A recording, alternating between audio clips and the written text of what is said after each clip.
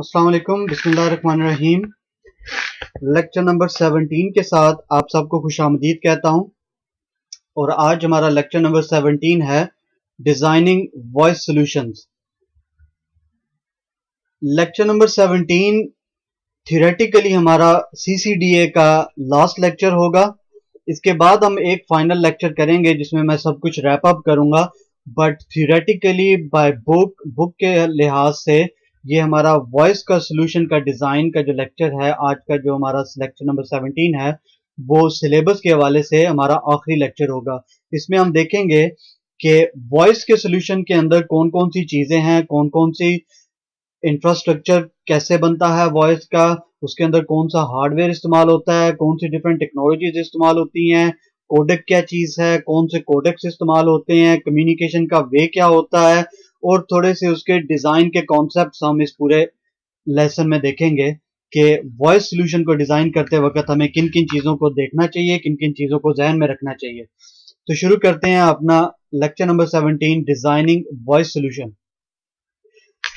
अब इससे पहले कि हम वॉइस सॉल्यूशन के ऊपर जाएं, सबसे पहले तो हमें यह पता होना चाहिए कि वॉइस जरूरी क्यों है, वॉइस ओवर आईपी क्यों जरूरी है। वॉइस ओवर आईपी जो बहुत से लोगों को लगता है कि भी उसका सबसे बड़ा जो बेनिफिट हो सकता है वो ये है कि फ्री लॉन्ग डिस्टेंस कॉल्स, कि आपने अगर लंदन से पाकिस्तान किसी शहर में कॉल करनी है तो आपको वो जो लॉन्ग डिस्टेंस है वो आपने ऑलरेडी अपनी ऑर्गेनाइजेशन का जो वैन लिंक लिया हुआ है, जो आपने डेटा लिंक लिया हुआ है, आप उसी डेटा लिंक के ऊपर वॉइस की ट्रैफिक को भेज रहे हो। यूनिफाइड कम्युनिकेशन आपने की हुई है और आप उसको यूज करके अपनी वॉइस की ट्रैफिक को वहां भेज रहे हो। तो फ्री लॉन्ग डिस्टेंस कॉल्स या चीपर लॉन्ग डिस्टेंस कॉल्स मैं कहूंगा वो बिल्कुल फ्री तो नहीं होती, क्योंकि आपको वहां पे जब आप यहां से अगर पाकिस्तान में ट्रैफिक भेज रहे हो तो यहां से पाकिस्तान तक तो वो फ्री चली जाएगी, लेकिन आगे आगे से पाकिस्तान से वहां पे आपको चार्जेस पड़ेंगे, लेकिन वो बहुत ज्यादा चीपर हो जाएगी ओवरऑल। तो ये जो एक कॉन्सेप्ट है, मैं ये नहीं कहूंगा कि ये गलत है, ये किसी लिहाज तक ठीक है, लेकिन बेयर इन माइंड कि अगर आपकी कंपनी में एक पीबीएक्स सिस्टम, पुराना जो सिस्टम पीएसटीएन को यूज करके, टेलीफोन की लाइंस को यूज करके अगर लगा है और उसके अंदर आपकी कंपनी के अंदर thousand and thousand of employees काम कर रहे हैं, आपका सिस्टम ठीक काम कर रहा है, तो why do we even change it, why do we even thinking to go towards voice over IP. Voice over IP की तरफ हम जा ही क्यों रहे हैं अगर हमारा पुराना सिस्टम काम कर रहा है। There is no particular reason, कुछ ऐसा नहीं है कि वो रिक्वायरमेंट है किसी चीज के लिए, सिर्फ ये है कि it's a future technology voice over IP. तो yes, company wants to move forward to a future technology, then remains on PBX system और ओल्ड सिस्टम्स। बट कंसिडरिंग, इसमें बहुत सारी कंसिडरेशन लगती है कि आप वॉइस ओवर आईपी क्यों डिप्लॉय करेंगे अपनी ऑर्गेनाइजेशन के अंदर, आपको अपनी ऑर्गेनाइजेशन के अंदर पर्टिकुलरली वॉइस ओवर आईपी क्या क्यों चाहिए, उसकी कॉस्ट क्या होगी। जैसे कि लेट्स से अगर हम अपने कंपनी के अंदर वॉइस ओवर आईपी को डिप्लॉय करते हैं तो moves adds changes, there is a term called MAC in networking field. MAC में क्या होता है, जितने भी मूव्स एड्स चेंजेस, यानी अगर आपने अपना एक पीबीएक्स का आपका सिस्टम लगा हुआ है, अगर आपने पीबीएक्स का सिस्टम इतना इजी नहीं होता कि आपने एक जगह से फोन को उतार के दूसरी जगह लगाना है, तो आप ये कोई स्ट्रेट फॉरवर्ड नहीं होगा कि आप आराम से जाके उधर कर लें। यहाँ पे अगर हम देखें तो अगर मूव्स एट चेंज, अगर एक फोन को आपने दूसरी जगह मूव करना होगा तो you are looking at somewhere around 100 pound to 150 pound change PBX system के। जबकि अगर आप वॉइस ओवर आईपी की चेंजेस को देखेंगे तो वॉइस ओवर आईपी की चेंजिंग शायद आपकी 10-15 पाउंड में हो जाए, बिकॉज उसमें ज्यादा से ज्यादा क्या होता है कि आपने एक इथरनेट जैक से निकाली, अगले क्यूबिकल में गए, अगले क्यूबिकल में आपने वहां पे जो इथरनेट अवेलेबल था उसके अंदर लगा दी cable, and the job is done. जबकि पीबीएक्स में उसकी प्रॉपर कॉन्फ़िगरेशन करनी पड़ती है, या तो आप एनुअल सैलरी पे, मंथली सैलरी पे एक बंदा हायर करोगे जो ये आपकी मूव चेंजेस वगैरह जो भी आपकी रिक्वायर्ड होंगी करेगा, या आप जब भी आपको मूव्स या चेंजेस रिक्वायर्ड होंगी आप किसी थर्ड पार्टी में से बंदा हायर करोगे और उसको पर जॉब के हवाले से प्रॉपर पोर्ट मूव किया, जो भी उसका आपकी बिलिंग का रिक्वायरमेंट होगी उस हिसाब से उसको पे करोगे, तो there is a big cost saving. तो ये चीजें जब भी आप अपना, अगर एक नेटवर्क इंजीनियर अपना एक प्लान लेके जाता है अपनी मैनेजमेंट के पास और कहता है जी कि मैंने वॉइस ओवर आईपी के ऊपर जाना है, तो वो पूछेंगे कि हाँ भी अच्छा क्यों आपने वॉइस ओवर आईपी के ऊपर जाना है, तो कहेगा नहीं हमारी जो एक हमें बेनिफिट मिलेगा कि हमें लॉन्ग डिस्टेंस कॉल जो है वो फ्री पड़ जाएंगे। तो वो कहते हैं अच्छा चलो ठीक है, जरा बिल मंगवाओ पिछले 2-3 सालों के 5 सालों के लॉन्ग डिस्टेंस के हमारे कितने आए। तो देखते हैं कि जी हमारे जो पिछले 5 साल में हमारा जो लॉन्ग डिस्टेंस कॉल का बिल है वो 4,000 पाउंड, 5,000 पाउंड या डॉलर जितना भी है हमारा, वो सालाना इतना बिल आ रहा है। लेकिन जो वॉइस ओवर आईपी डिप्लॉय करने का पूरा सोल्यूशन है, that's costing us like 40-50,000 pound. तो ये भी क्या हो गया, पागल हो गया कि हमें इतनी ज्यादा hefty रकम हम क्यों खर्च करें। तो then we need to tell them about these thing कि भी वॉइस ओवर आईपी के एक्चुअल बेनिफिट्स क्या हैं। पहले तो कि जो हमने अभी एक्सप्लेन किया कि move add changes that will be much cheaper in voice over IP then PBX system. उसके बाद न्यू एप्लीकेशंस एंड डिवाइसेस, तो जो जो हम वॉइस ओवर आईपी पे जा रहे हैं there are lot more new applications are coming for voice over IP. आज हमारे पास मोस्टली जितनी भी एप्लीकेशन जो डाटा यूज करती हैं, स्काइप है, याहू मैसेंजर है, एमएसएन मैसेंजर है, there so many applications out there जो डाटा के साथ साथ वॉइस ओवर आईपी को यूज करती हैं। पीबीएक्स के लिए नई एप्लीकेशंस नहीं आ रही हैं आजकल। आजकल जो ज्यादा एप्लीकेशंस आ रही हैं वो वॉइस ओवर आईपी की आ रही हैं। तो नई से नई टेक्नोलॉजी को अपने कॉर्पोरेशन के अंदर इंट्रोड्यूस करवाने के लिए आपको वॉइस ओवर आईपी की जरूरत है। उसके बाद कॉस्ट एफिशिएंसी बहुत ज्यादा होती है। आपको वॉइस की क्वालिटी, वो दैट्स वेरी ट्रू, वॉइस की क्वालिटी लिटिल बिट बेटर मिलती है हमें वॉइस ओवर आईपी के ऊपर then a old traditional PBX system के ऊपर। कॉस्ट हमारी कम हो जाती है, definitely cost on a long run. बेशक अगर हम लॉन्ग डिस्टेंस कॉल्स की बात करें तो लॉन्ग डिस्टेंस कॉल के लिए भी कॉस्ट भी हमारी चीपर आ जाती है, वॉइस की ट्रांसमिशन बेहतर हो जाती है, वॉइस की क्वालिटी बेहतर हो जाती है, and finally bandwidth and equipment efficiency because we are moving towards unified communication। अब यूनिफाइड कम्युनिकेशन में हमें जरूरत नहीं है, पहले क्या होता था पीबीएक्स के लिए आपको पीएसटीएन की लाइन अलग चाहिए, अपने क्यूबिकल में डेटा की लाइन अलग चाहिए। अब ऐसा नहीं है, आपको एक ही लाइन के अंदर ये पीएसटीएन की लाइन आपको नहीं चाहिए, आपको डेटा के लाइन के अंदर ही वैन, जो आपके वैन कनेक्शन से सर्विस प्रोवाइडर के साथ अटैच है, उसके अंदर ही आपको वीडियो भी आपकी ट्रेवल कर रही है, आपकी वॉइस भी ट्रेवल कर रही है, आपका डेटा भी ट्रेवल कर रहा है। और apart from that equipment as well, आप एक ही राउटर यूज कर रहे हैं अपने डेटा के लिए, अपने वॉइस के लिए, अपने वीडियो के लिए, आप एक ही लिंक यूज कर रहे हैं, आपका जितना हार्डवेयर है वो एक ही है।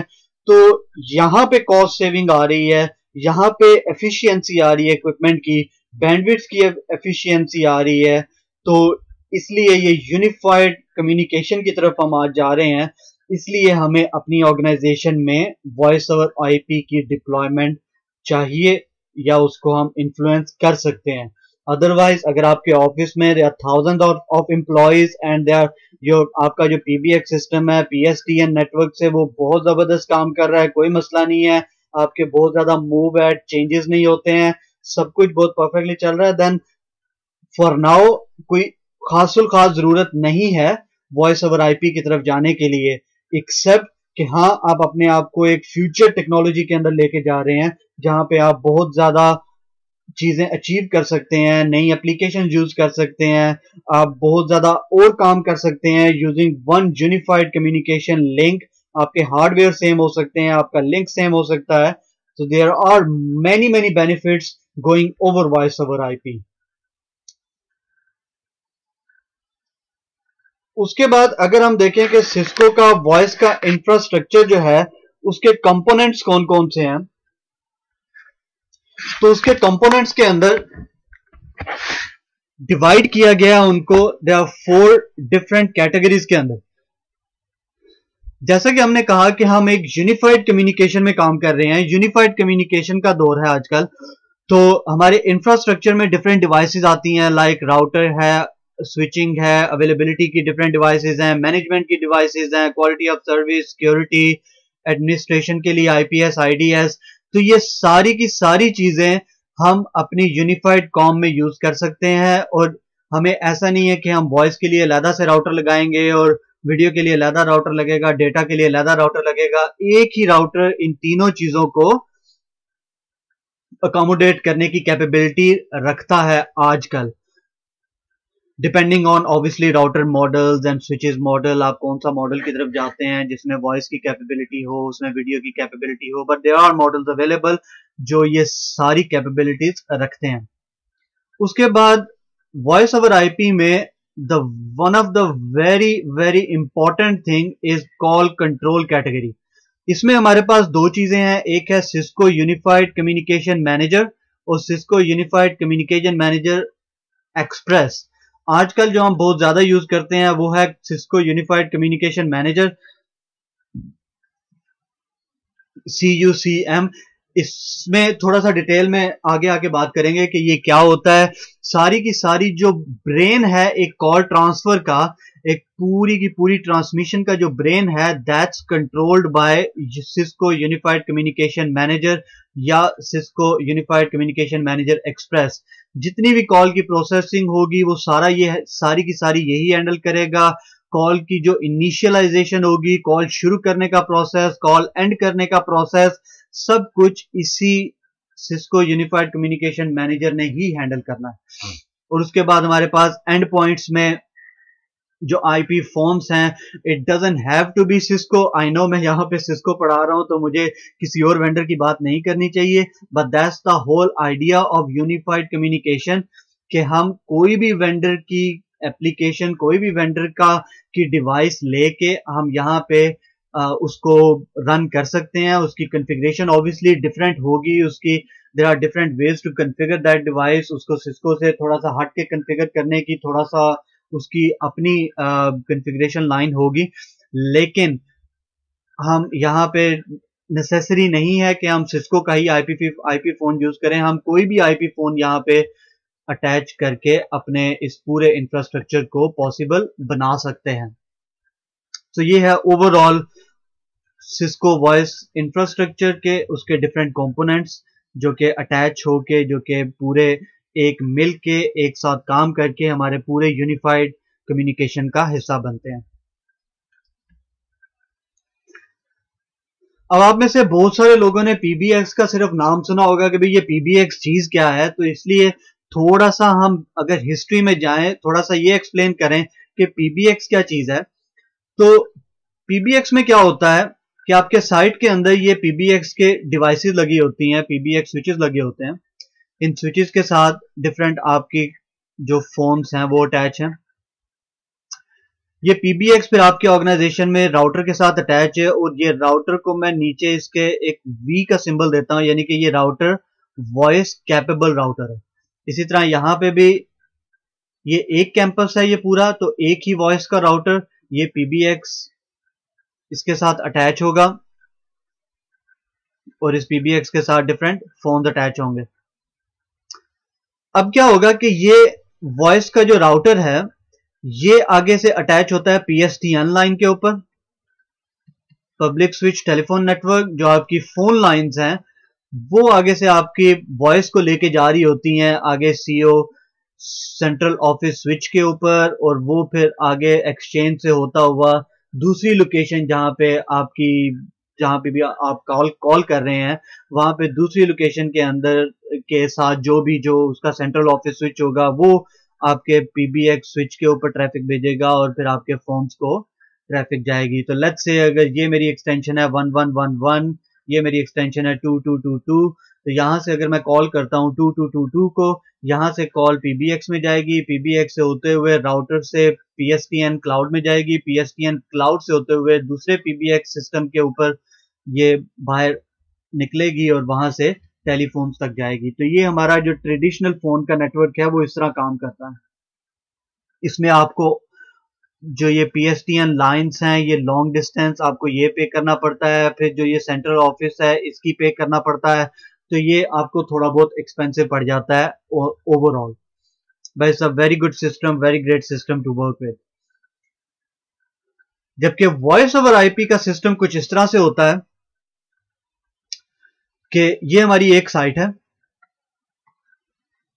इस एक साइट के अंदर ये हमारा राउटर लगा है जो कि वॉइस कैपेबल है। अब ये वॉइस कैपेबल राउटर अटैच है यहाँ पे ये स्विचेस के साथ ये डिफरेंट आईपी फोन्स अटैच्ड हैं, और यहाँ पे ये क्लस्टर बना हुआ है हमारे कॉल मैनेजर्स का, CUCM, Cisco unified call manager या सिस्को यूनिफाइड कम्युनिकेशन मैनेजर।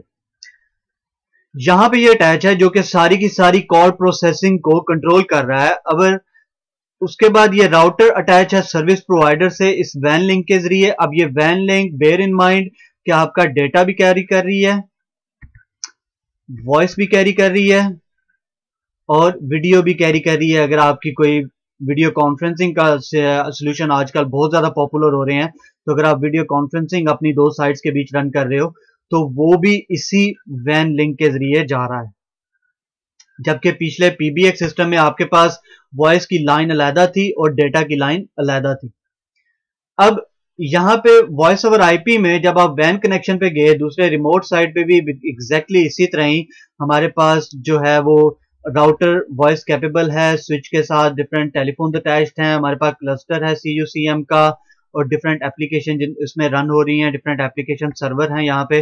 अब लेट्स से मैं यहाँ से कॉल करता हूँ 1111 ये नंबर है और ये लेट्स से नंबर है 2222, तो मैं यहाँ से कॉल करता हूँ 2222 के ऊपर, तो इस राउटर को पता है कि भी ये 2222 मेरी एक दूसरी ब्रांच है, वहां का टेलीफोन नंबर है।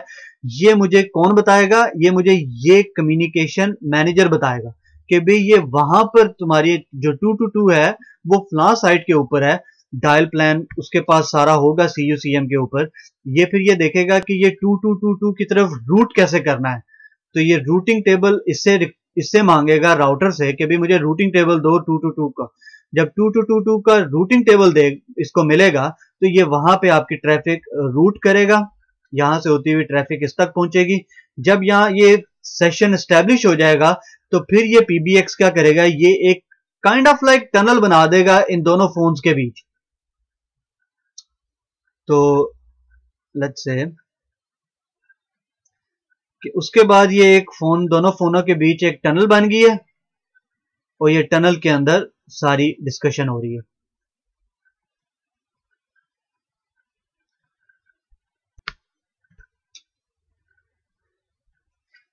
लेकिन अब यहां पे हमने, अगर आप गौर करें कि हमने इस राउटर को दो कनेक्शन दिए हैं, एक तो वैन के साथ कनेक्टेड है और दूसरा PSTN के साथ कनेक्टेड।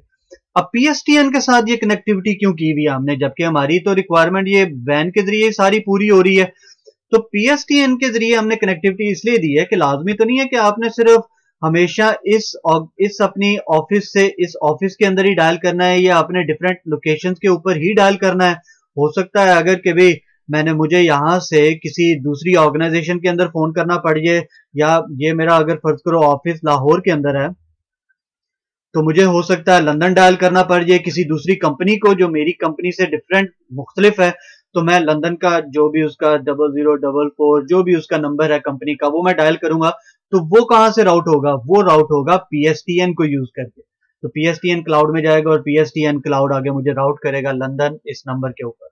तो मैं दोनों टेक्नोलॉजीज को यूज करके, वैन को यूज करके, दोनों को यूज करके मैं वॉइस ओवर आईपी को अपनी all over the world connectivity को अकम्प्लिश करता हूं।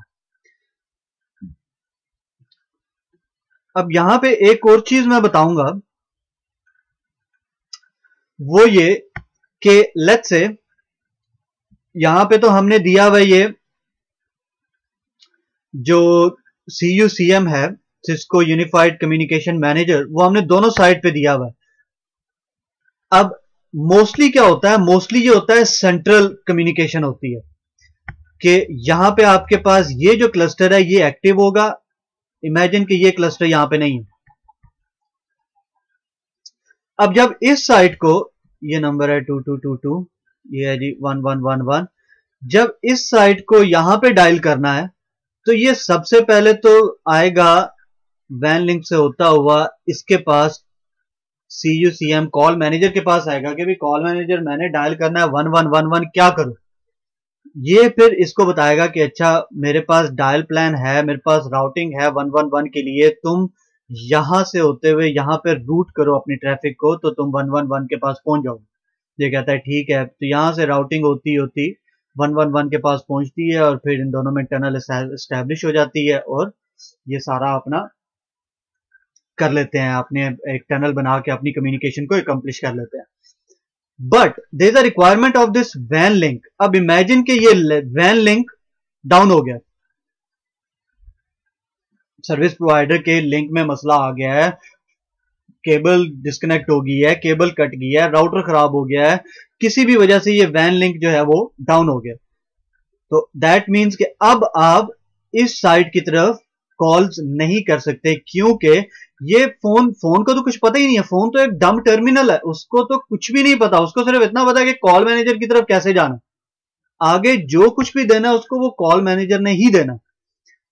तो उस सूरत में क्या होगा, उस सूरत में हमारे पास दो ऑप्शन है, या तो हम PSTN की तरफ रूट कर लें और PSTN हमें हमारे उस नेटवर्क की तरफ रूट कर देगा, या हमने ये जो कैपेबिलिटी रखी थी कि हम एक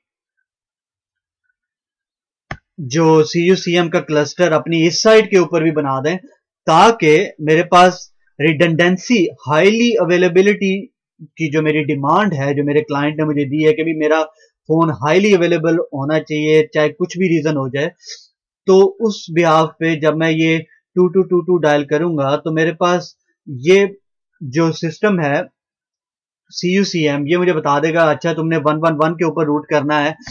अब दो के मेरे पास ये वैन लिंक डाउन है, मैं PSTN को यूज कर सकता हूं, लेकिन अब एटलीस्ट मैं ये इंफॉर्मेशन जरूर ले सकता हूं कि मैंने 111 की तरफ रूट कैसे करना है।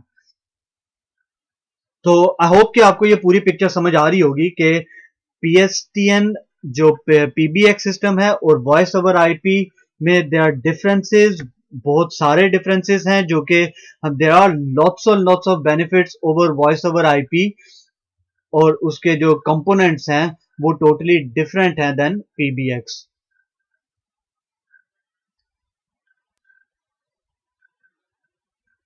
तो ये जो CUCM की डिप्लॉयमेंट है, अगर आपने सेंट्रल रखी हुई है, so there are two types, one is centralised and one is distributed.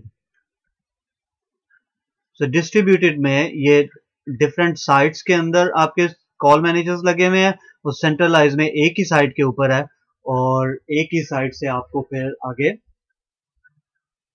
Her site उसी साइट के पास कांटेक्ट करेगी, उसी साइट से कांटेक्ट करके ये अपने डिटेल लेगी, राउटिंग इंफॉर्मेशन, डायल प्लान्स, वो सारा कुछ डिटेल उसी से लेगी। अब यहाँ पे एक और सिनेरियो दिखाता हूं आपको। लेट्स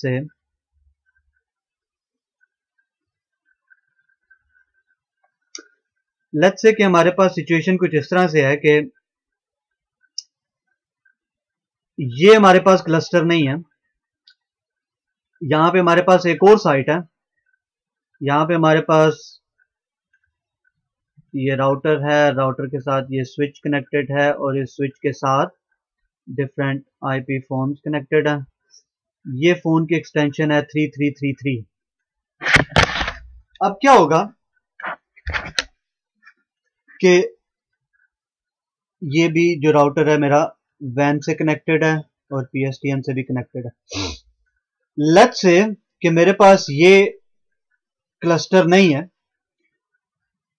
ये मेरा सेंट्रल कॉल मैनेजर है, तो मैंने अगर कॉल करनी है फ्रॉम 1111 टू 3333, तो नॉर्मली तो मैं क्या होगा कि मैं यहां से कॉल मैनेजर के पास जाऊंगा कि मैंने 333 को कॉल करनी है, कॉल मैनेजर आगे से बताएगा कि भाई हाँ भी ये डायल प्लान मेरे पास है और यहां पे तुमने रूट करना है, तो मैं यहां से इधर रूट करूंगा। बट लेट्स से कि ये राउटर डायल कर जाता है, ये राउटर आपका फॉर सम रीजन खराब हो गया, किसी भी वजह से डाउन हो जाता है। अब ये 1111 इसका तो अपना लिंक भी ठीक है, ये भी लिंक ठीक है, फिर भी ये दोनों आपस में कम्युनिकेट नहीं कर पाएंगे, क्योंकि ये फोन को नहीं पता कि मैंने 3333 तक कैसे जाना है। तो इसलिए जो डिस्ट्रीब्यूटेड अप्रोच है वो बेटर है, क्योंकि अगर यहाँ पे मेरे पास कॉल मैनेजर लगा होता तो मैं डायरेक्ट अपने कॉल मैनेजर के पास जाता, मुझे कॉल मैनेजर बताता कि भाई 333 पे रूट कैसे होना है, 333 का डायल प्लान मुझे देता, तो मैं 333 की तरफ रूट करके अपना कम्युनिकेशन को पॉसिबल बना देता। तो इसलिए सेंट्रलाइज्ड होना चाहिए ये कॉल मैनेजर का सिस्टम या डिस्ट्रीब्यूटेड होना चाहिए? I would say both, depends on के सिनेरियो क्या है, आपकी रिक्वायरमेंट क्या है, आपके पास बजट कितना है, क्योंकि ऑब्वियसली कॉल मैनेजर जो है वो सस्ता नहीं है, call manager solution is a expensive solution to have. तो वो डिपेंड करता है कि आपका बजट कितना है, साइट्स कितनी है, आपको रिडंडेंसी कितनी चाहिए, हाई अवेलेबिलिटी कितनी चाहिए। तो इस इन सब चीजों पे ये डिपेंडेंट करती हैं चीजें। अदरवाइज ये दोनों ही सिस्टम इंपॉर्टेंट है, सेंट्रलाइज्ड भी और डिस्ट्रीब्यूटेड भी। अब ये सारा प्रोसेस होता कैसे है? Communication from IP phone to call manager and call manager to the destination, ये सारी कम्युनिकेशन कैसे होती है उसको देखते हैं।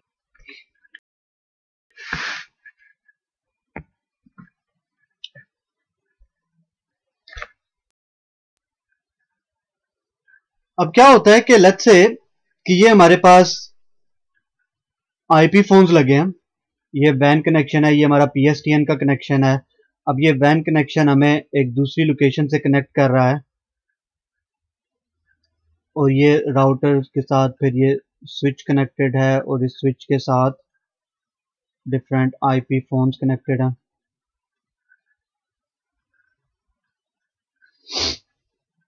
अब क्या होता है कि कम्युनिकेशन, लेट्स से कि यहां से एक यूजर ने फोन उठाया, तो सबसे पहले क्या होगा कि कम्युनिकेशन इनिशियलाइज होगी from IP phone to call manager.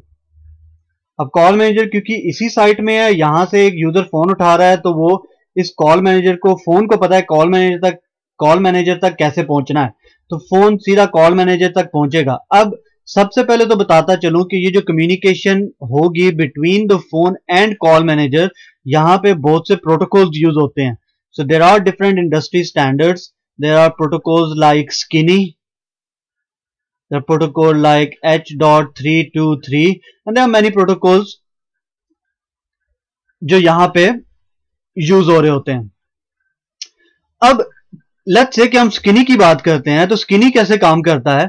यहां से यूजर ने फोन उठाया, स्किनी फौरन कॉल मैनेजर के पास गया, कॉल मैनेजर को कहा हाय कॉल मैनेजर यूजर ने फोन उठा ली है, क्या करूं?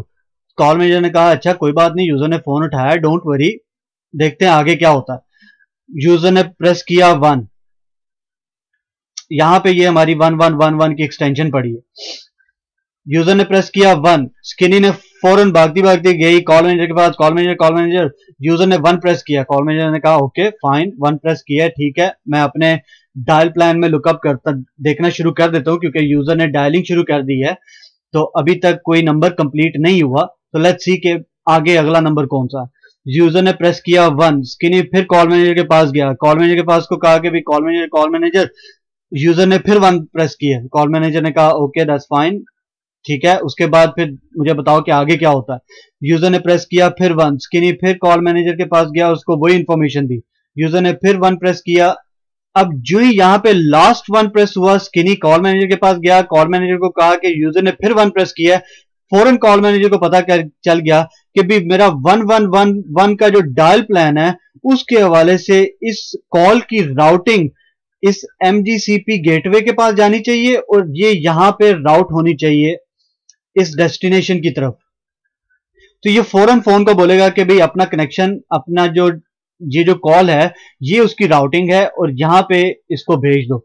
तो ये यहां से कॉल होती हुई, इस राउटर से होती हुई, वैन कनेक्शन सर्विस प्रोवाइडर से होती हुई, इधर से ये यहां पे रिंग होगी।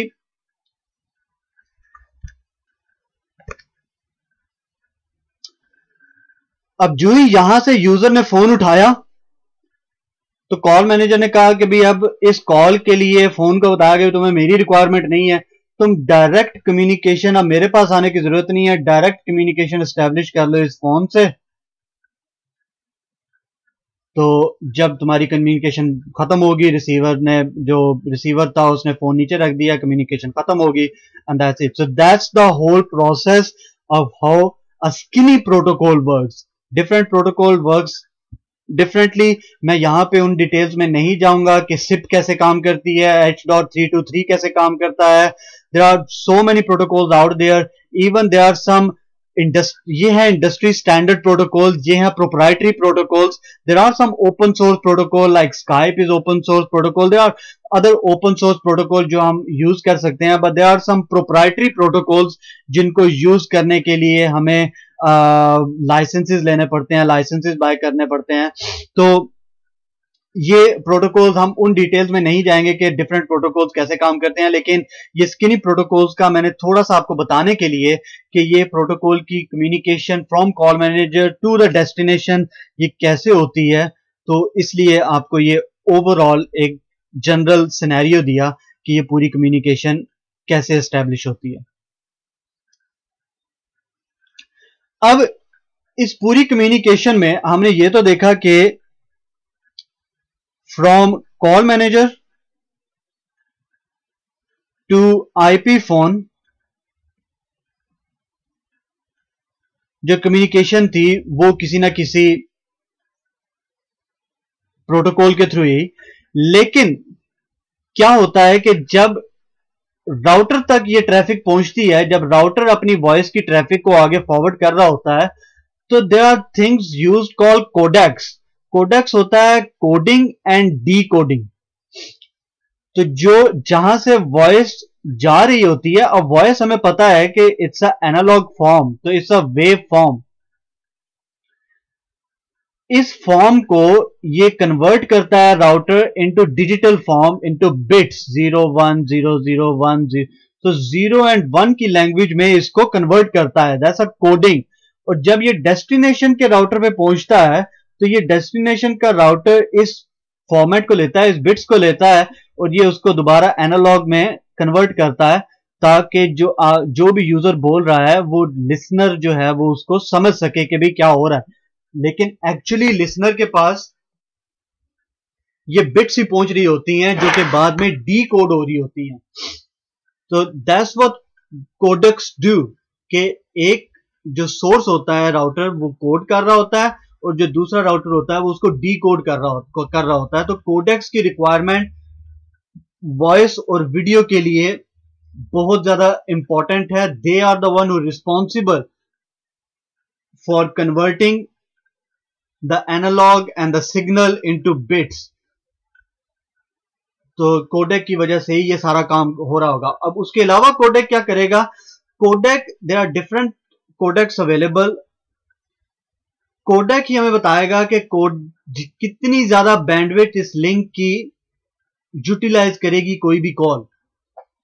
वो सब कोडेक पे डिपेंडेंट है. देयर आर डिफरेंट कोडेक जो ज्यादा बैंडविड्थ यूटिलाइज करते हैं, देयर आर डिफरेंट कोडेक जो बहुत कम बैंडविड्थ यूटिलाइज करते हैं. ये कोडेक्स ही हैं जो मैं आपको ऊपर बता रहा था ना कि आपको देयर आर सर्टेन कोडेक्स जिनके जो प्रोप्राइटरी होते हैं, उन कोडेक्स के लिए आपको लाइसेंसेस बाय करने पड़ते हैं.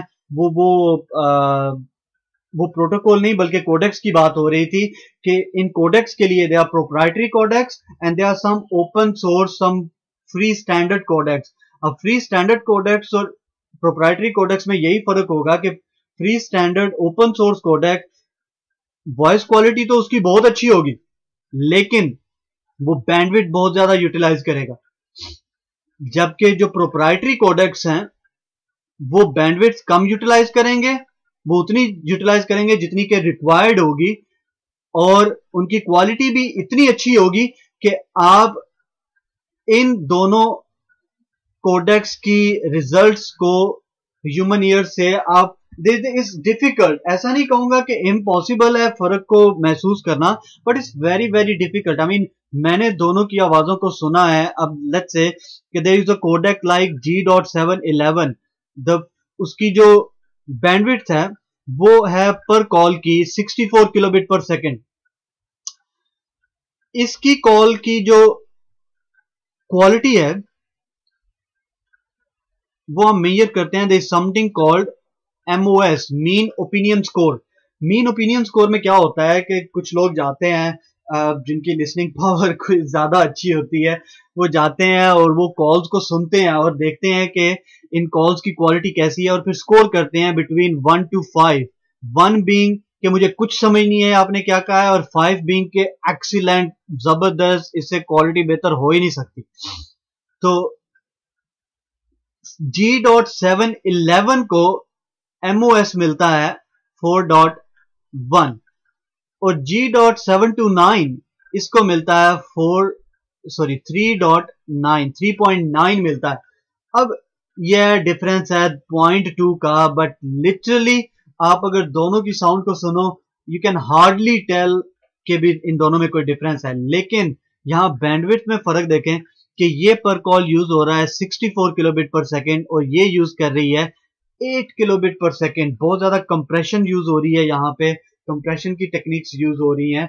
लेकिन ये प्रोप्राइटरी कोडेक है, इसके लिए आपको लाइसेंसेस लेने पड़ते हैं, पे करना पड़ता है। ऑब्वियसली हम we not talking a lot, we probably talking like $5 $10 per device, लेकिन but yeah there is still requirement for it. तो ये कोडेक की रिक्वायरमेंट है हमारे पास कि कोडेक क्यों जरूरी होता है और क्या होता है कोडेक, कि वो एनालॉग फॉर्म को डिजिटल फॉर्म में कन्वर्ट करता है और फिर रिसीविंग एंड पे डिजिटल फॉर्म एनालॉग फॉर्म में कन्वर्ट हो रही होती है। I am not going to deep into it, there is बहुत ज्यादा डिटेल है इसके अंदर। ये तो मैंने सिर्फ 2 कोडेक्स का जिक्र किया है यहाँ पे। There are so many codecs available जो कि यूज होते हैं और फिर वो किस तरह से इस एनालॉग को डिजिटल में कन्वर्ट करते हैं, इनकी सैम्पलिंग होती है। There are some theorems, Nyquist theorem उनमें से बहुत ज्यादा इंपॉर्टेंट है जो कि यूज होता है इसकी सैम्पलिंग के लिए। मैं उस ज्यादा डिटेल में नहीं जा रहा क्योंकि ये वॉइस का कोर्स नहीं है, ये डिजाइन का कोर्स है। ये सिर्फ just to give you overhead के कोडेक क्या चीज होती है, क्यों यूज हो रही होती है, उसका काम क्या है, और सम फेमस कोडेक्स जो कि इंडस्ट्री में यूज होते हैं वो मैंने यहाँ पे 2 मेंशन कर दी हैं।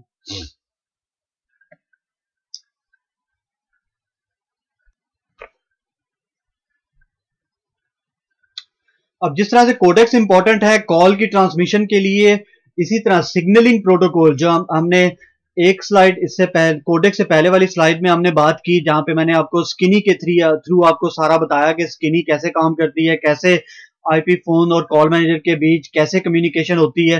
वो signalling protocols, they are responsible to set up, tear down and control the information about the call, like call forwarding इनकी मदद से होती है, ट्रांसफरिंग होती है। बिजी अगर फोन जा रहा है तो इन प्रोटोकॉल्स की मदद से हमें पता चलेगा, बिजी की टोन आएगी। होल्ड पर है तो हमें इन्हीं प्रोटोकॉल्स को यूज करके हमें इंफॉर्मेशन मिलेगी कि ओ, कभी कभी आपने देखा होगा कि आप किसी नंबर पे कॉल करते हैं और वो आगे से ऑपरेटर बोल रही होती है कि sorry the number is on another call, please try another time, something like that. इसी तरह रीडायरेक्ट की फैसिलिटी, वो सब इन सिग्नलिंग प्रोटोकॉल्स की वजह से हो रही होती है।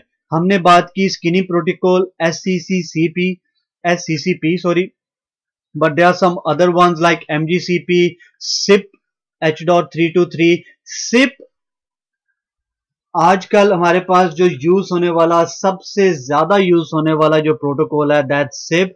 और इस वक्त हमारे पास कोई ऐसा यूनिक एक प्रोटोकॉल नहीं है वॉइस के लिए कि भाई ये एक ही प्रोटोकॉल है जो सब कुछ यूज कर रहा है। But what I am seeing कि in future SIP could be the protocol जो कि एक यूनिफाइड प्रोटोकॉल होगा कि जो तमाम डिफरेंट किस्म की चीजें वो SCCP भी हैंडल कर सकेगा, GCP भी हैंडल कर सकेगा, H.323 भी हैंडल कर सकेगा। तो SIP is going towards that technologies, वो उस तरफ जा रहा है सिप की टेक्नोलॉजीज के जहां पे SIP could be the protocol के भी हम एक ही प्रोटोकॉल यूनिफाइड यूज कर रहे हैं, इंडस्ट्री स्टैंडर्ड बन सकता है कि सारे के सारे हम सब सिप ही यूज कर रहे हैं। आई am not gonna go into detail कि सिप कैसे काम करता है क्योंकि इट्स क्वाइट लेंथी टॉपिक। उसके लिए वो CCNA वॉइस का ट्रैक एक अलहदा से है जो सिप को बहुत ज्यादा डिटेल में डिस्कस करता है। बट यह जस्ट टू मेंशन के सिग्नलिंग प्रोटोकॉल्स में they are H.323, there is SIP, there is MGCP and there is SCCP। अब जैसे हमने थोड़ा सा पीछे डिस्कस किया कि स्किनी काम कैसे करता है। अब यहां पे हम ये देखेंगे कि एक फोन का जो स्टार्टअप प्रोसेस होता है वो कैसे होता है। तो सबसे पहले क्या होता है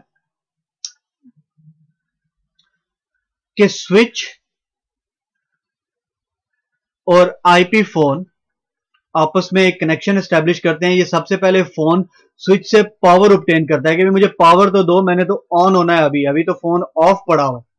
तो सबसे पहले ये स्विच इनलाइन पावर, जो पावर ओवर ईथरनेट से ये कनेक्टेड है, तो ये सबसे पहले तो पावर लेता है स्विच के जरिए। जो ही ये पावर इसको मिल जाती है पावर ओवर ईथरनेट के जरिए, तो जो इसके अंदर फोन के अंदर जो इमेज है, जो भी ऑपरेटिंग सिस्टम इसके अंदर पड़ा हुआ है, ये वो लोड करता है अपने आप को, स्टार्ट करता है फोन अपने आप को। जो ही स्टार्ट होता है तो स्विच इसको क्या करता है, इसकी वीलैन की इंफॉर्मेशन देता है कि भाई ये तुम्हारी वीलैन की इंफॉर्मेशन है, जो भी वीलैन 10 अगर हमने वॉइस वीलैन दी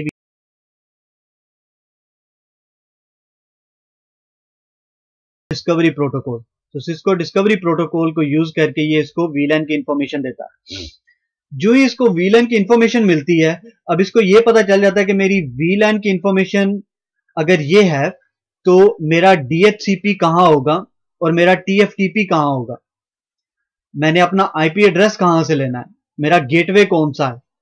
तो ये अपने, क्योंकि जब इसे वीलैन मिलेगी तो वीलैन के साथ जो भी इस वीलैन का गेटवे होगा वही इसका भी गेटवे होगा। तो ये अपने गेटवे के पास जाएगा, बोलेगा भी मुझे आईपी एड्रेस दो, आईपी एड्रेस मिल गया, इसको पूछेगा कि भी मुझे टीएफटीपी का एड्रेस दो। अब टीएफटीपी से क्या लेना है, इसने इसने अपनी कॉन्फ़िगरेशन लेनी। टीएफटीपी सर्वर के पास जाएगा तो ये कहेगा कि भी मुझे मेरी कॉन्फ़िगरेशन दो। जो ही इसको टीएफटीपी से कॉन्फ़िगरेशन मिल जाएगी तो फिर ये फोन क्या करेगा, अपने आप को रजिस्टर करेगा यूनिफाइड कम्युनिकेशन मैनेजर के साथ, कॉल मैनेजर के साथ। जब कॉल मैनेजर इसको अपने आप में रजिस्टर कर लेगा, then unified call manager send soft key template to SCCP skinny call control protocol phone using SCCP message. तो जो ही ये इसके फोन के नंबर को अपने पास रजिस्टर कर लेगा तो ये उसको मैसेज भेज देगा, एक्नॉलेज कर देगा कि भाई ठीक है तुम मेरे पास रजिस्टर हो गए हो, अब मुझे पता है कि अगर तुम कॉल करोगे तो मुझे तुम्हें किस तरफ डायरेक्ट करना है। तो ये था फोन के स्टार्टअप का प्रोसेस कि वो क्या होता है कि भी सबसे पहले वो पावर ओवर ईथरनेट से उसने पावर ली, फिर उसने अपने गेटवे को कांटेक्ट किया कि मुझे आईपी एड्रेस दो डीएचसीपी, फिर उसने टीएफटीपी की तरफ उसने अपना भेजा कि भी मुझे अपनी कॉन्फ़िगरेशन दो। कॉन्फ़िगरेशन लेने के बाद उसने कॉल मैनेजर को बोला कि भी मुझे कॉन्फ़िगरेशन मिल गई है, अपने आप को एक्नॉलेज करवाया। कॉल मैनेजर ने उसको बोला कि भी ठीक है मैंने तुम्हारा नंबर रजिस्टर कर लिया है, अब अगर तुमने कोई भी कॉल करनी होगी तो मुझे पता है कि तुम्हें कहाँ ट्रांसफर करना है, कहाँ तुम्हें भेजना है। तो ये पूरा प्रोसेस हमारे पास कॉल स्टार्टअप का हो गया।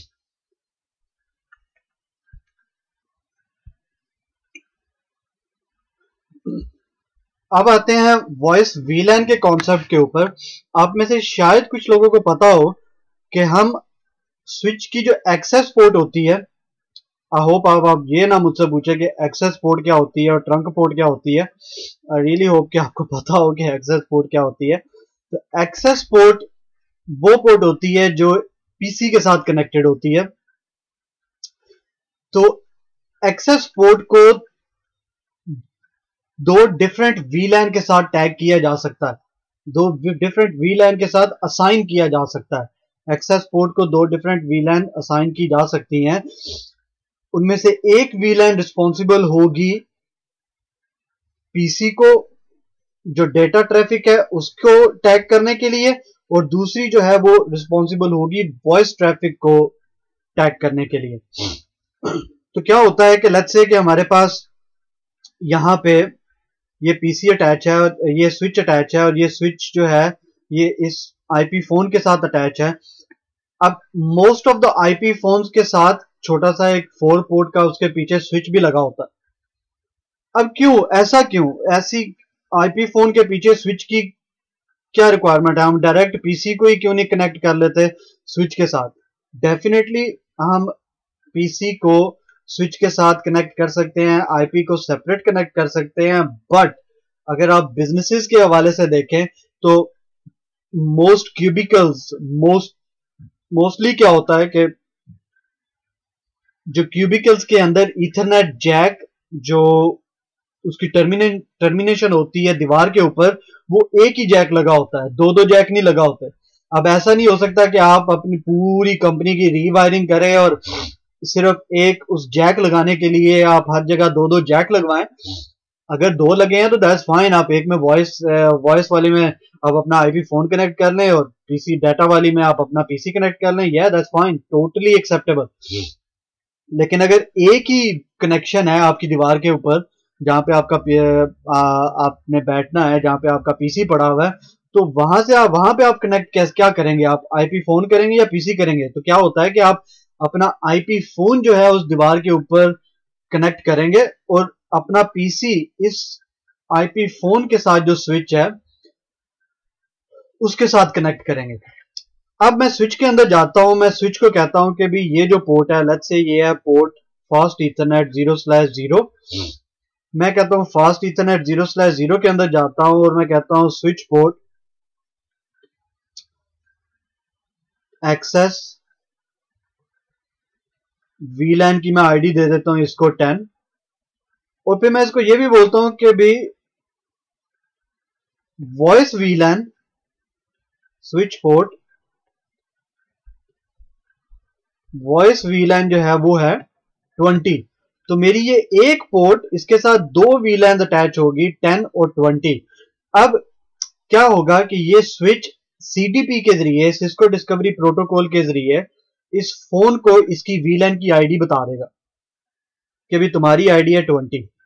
पीसी को नहीं बता देगा, पीसी को तो वीलैन का पता ही नहीं है कि वीलैन होती क्या चीज है, तो ये उसको कुछ नहीं बताएगा, सिर्फ ये फोन को बता देगा कि भी तुम्हारी वीलैन जो है वो है 20।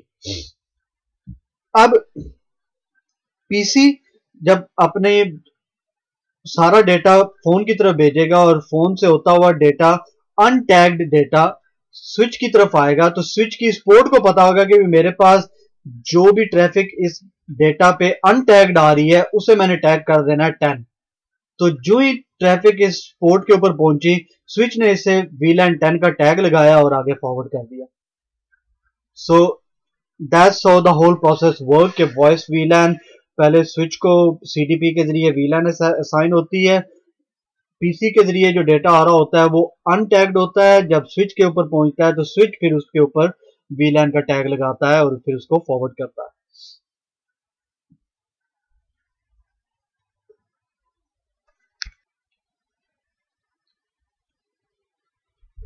फाइनली जो प्रोटोकॉल यूज हो रहा होता है between the call manager and the IP phone, and then जो IP phone to IP phone जो एक्चुअल कम्युनिकेट कर रहा होता है, जैसे हमने जिक्र किया जो सिप H.323, वो ये प्रोटोकॉल्स तो सिर्फ करते हैं भी कॉल को शुरू करने के लिए या कॉल को खत्म करने के लिए, या उसके जो दौरान जो एक्चुअल कॉल ट्रांसमिट हो रही होती है वो ट्रांसमिट हो रही होती है using real time protocol RTP and RTCP. ये भी इसके साथ चल रहा होता है आरटीपी के साथ। आरटीसीपी क्या करता है, ये मॉनिटरिंग के लिए इस्तेमाल होता है, फीडबैक प्रोवाइड करता है ऑन करंट नेटवर्क कंडीशन, जैसा कि हमें बताता है कि भाई अगर कॉल चल रही हो तो उस पर पैकेट काउंट्स कितने हैं, पैकेट का डिले कितना है इस वक्त from start point two and point two destination, octet count कितने हैं, पैकेट लॉस कितना है, जिटर कितना है उस लाइन के अंदर।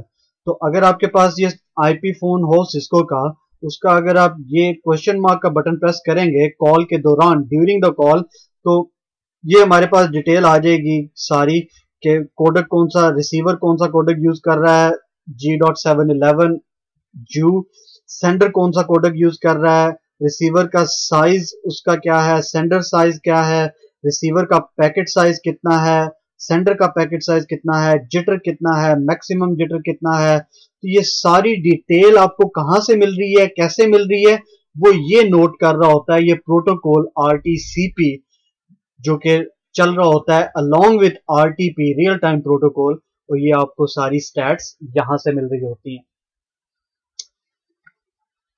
दैट्स इट, आज का लेक्चर हमारा यहीं पे खत्म होगा। होपफुली उम्मीद करता हूं आप में से शायद बहुत से लोग वॉइस ओवर आईपी के लिए बहुत नए होंगे, जिन्होंने सिर्फ वॉइस ओवर आईपी का नाम जरूर सुना होगा, लेकिन उनकी उससे एसोसिएटेड टेक्नोलॉजीज के बारे में नहीं पता होगा, उनके बारे में ज्यादा डिटेल नहीं पता होगी, या उनके बारे में ज्यादा से मालूमात उनको नहीं होगी। तो उनके लिए भी और सीसीडीए के हवाले से भी, डिजाइन के पर्सपेक्टिव से भी आपको इन चीजों का, इन पर्टिकुलर एस्पेक्ट्स का, इन पर्टिकुलर कंपोनेंट्स का ख्याल रख के आपको नेटवर्क डिजाइनिंग के फेज को कंप्लीट करना है। उन सब के लिए ये लेक्चर उम्मीद करता हूँ बहुत ज्यादा इंफॉर्मेटिव रहा होगा, और मैं होप करता हूँ कि आप सबको ये सब चीजें समझ आई होंगी जो हमने लेक्चर में डिस्कस की। अगर नहीं तो प्लीज फेसबुक पर कमेंट जरूर छोड़िएगा उर्दू आईटी एकेडमी के पेज के ऊपर, या क्वेश्चन आप मुझसे वहीं पूछ सकते हैं, या आप मुझे डायरेक्टली ईमेल कर सकते हैं at usman@urduitacademy.com के ऊपर। अपना बहुत सारा ख्याल रखिएगा, दुआओं में याद रखिएगा। Thank you very much for listening to me. अल्लाह हाफिज।